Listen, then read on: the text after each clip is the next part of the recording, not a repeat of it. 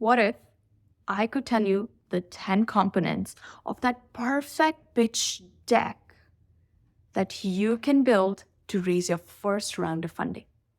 Let's get into it.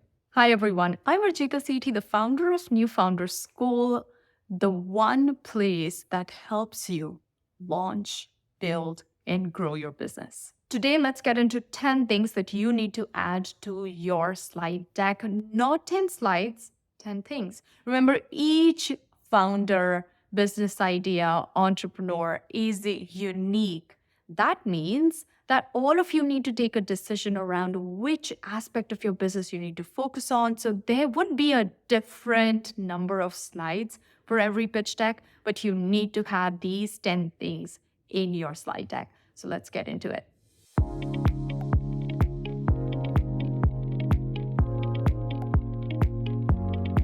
The first thing is the title. The title of the company, the name of the company. A lot of founders that pitch to me, they just go ahead, I'm building this and this. This is my team. I just don't know what to call their company because they didn't even remember to tell me. So please make sure that there is a title and the tagline as part of your initial part of your pitch, along with this attention grabbing graphic, which literally tells me, wow, this is what you do. The second thing that should be in your pitch is a problem. Why are you doing this? Why is it the right time? Why is this the opportunity? Is there some big problem that you're trying to tackle? Is there some efficiency that can be attained? Talk about this.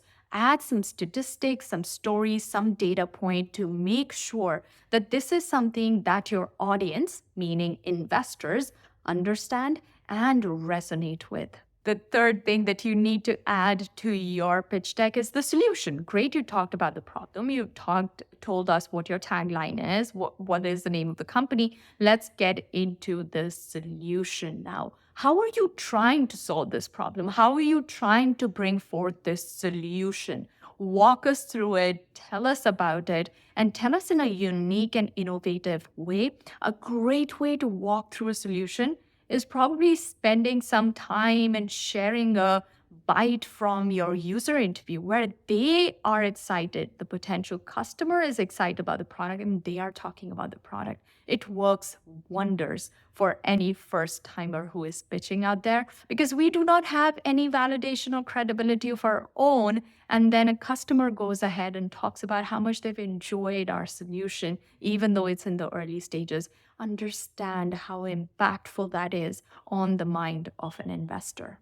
Thing number 4 to add to your first ever pitch deck is market opportunity. It's great that you found this problem, and it might be a problem for 10 people, but that doesn't make it a venture-backed business. Remember, if you want to be venture-backed, you need to be a billion people or $1 billion business. So you need to understand that, great, I have found this validation, but are there only these 10 people who can use my product, or there are millions of people who would use my product not just once, many times? They would tell their friends about it. And wait a second, I have this unique positioning where there are other people who are building in this industry, but I know the best thing that needs to be built. So use this time to talk about the market opportunity.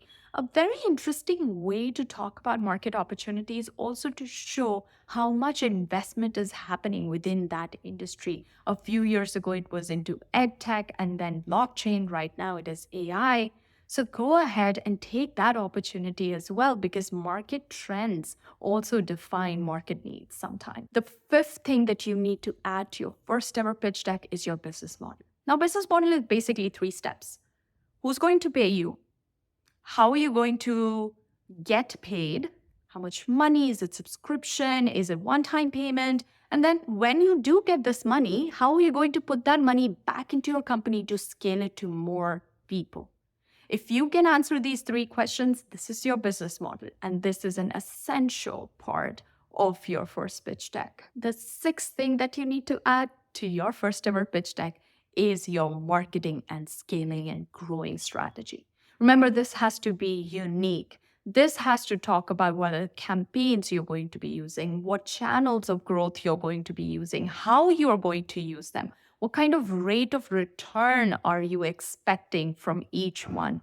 How is it going to help you with your customer acquisition? How is it going to help you with your lifetime value of the customer? The seventh thing to add is competition, and be very honest about it.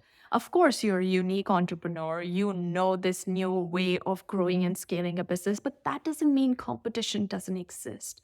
Even look at parallel industries. So I'll give you an example. For Netflix, yes, there are other streaming services that are big competition, but even video games are a big competition for Netflix because they're taking away time from the same user that Netflix is targeting. So think about it. Think about your competition really well, because if you're well informed, your investors are going to know that you are an expert. You have done your research. And this will also help you understand what are the competitors not doing well. Let that be my USP, my unique selling point. Let that be my competitive edge that I have in this industry. The eighth thing that you need to add to your first ever pitch deck is your team slide. Make sure you are talking about how you are the right person to build this idea and how you have found the right people to build it with you. This shows that you are that true leader and you have that capacity to find the right resource when it is needed by your company. And don't settle for less. Try to find the best co-founder out there, the best team out there that can truly do justice to your idea. The ninth thing to add are your financial projections. And remember, these are projections. This is not a fixed plan. It is going to change. So if everything goes as per you say it will in this pitch deck, when do you start making profit? What is your year-over-year return?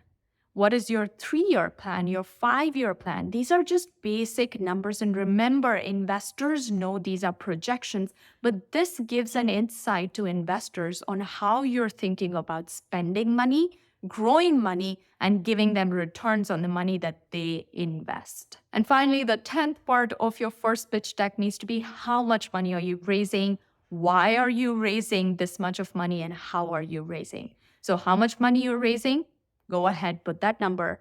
Why are you raising means what goal are you trying to achieve with this raise?